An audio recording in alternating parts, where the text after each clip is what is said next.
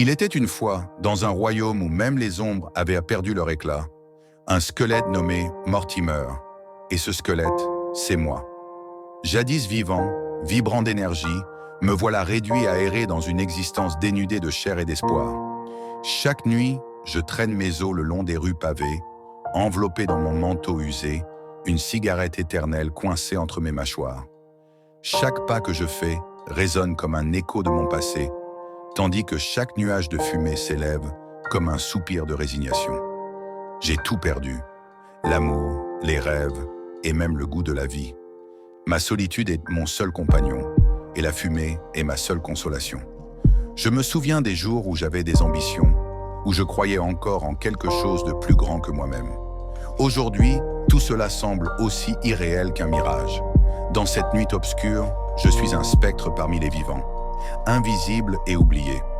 Un soir, alors que je parcourais ce chemin mélancolique, je me suis arrêté devant une vieille boutique. Ses vitrines étaient recouvertes de poussière et je réalisais que c'était une librairie abandonnée, ses livres gisant comme des trésors oubliés. Poussé par une impulsion inexplicable, je suis entré. À l'intérieur, une atmosphère de calme m'a enveloppé et j'ai ressenti un étrange apaisement. Mes doigts osseux ont effleuré la couverture d'un livre intitulé « L'art de renaître ». Je me suis assis et j'ai commencé à lire, découvrant des histoires de résilience et de renouveau.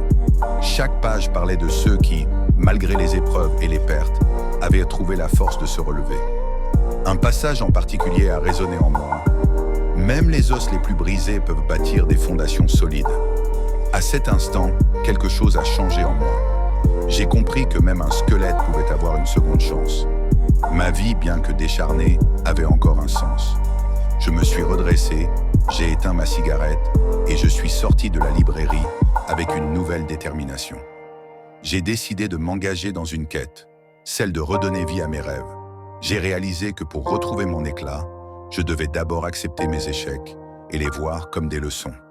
Avec chaque jour qui passait, j'ai bâti un nouvel avenir, inspirant ceux qui croisaient mon chemin par ma résilience et ma capacité à transformer l'échec en force.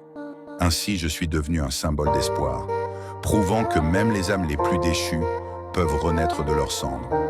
Mon histoire nous rappelle que la vie, aussi fragile soit-elle, est un voyage de transformation continue, où chaque échec est une opportunité de grandir et de briller à nouveau.